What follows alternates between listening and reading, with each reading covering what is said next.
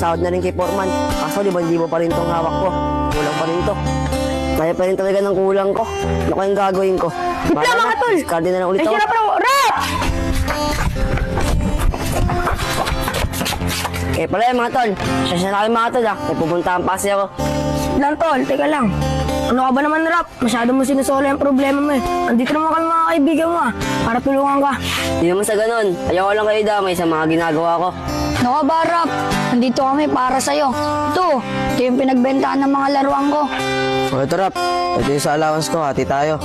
Ay Rap, ati rin tayo sa allowance ko Ito na rin yung ipon ko Rap. Sa'yo na yan. Mga tol, hindi naman kailangan gawin yan eh. Problema ko na to. Pag di mo ito tinanggap Rap, kalimutan mo ng kaibigan mo kami. Tanggapin mo o hindi. Grabe ka naman. Sige, tanggapin ko yan. Pero, babayaran ko rin to. Ano ka ba Rap? Huwag mo na intindihin yun. Ang mahalaga, may salba mo yung minamahal mo. Salamat sa inyo mga tol ah.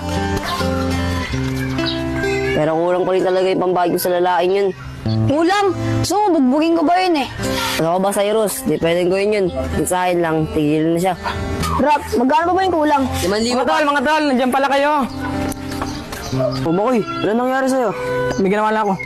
Para sa'yo. Tol, sakto na. 5,000 yung binigay ni Makoy. Makoy, saan galing to?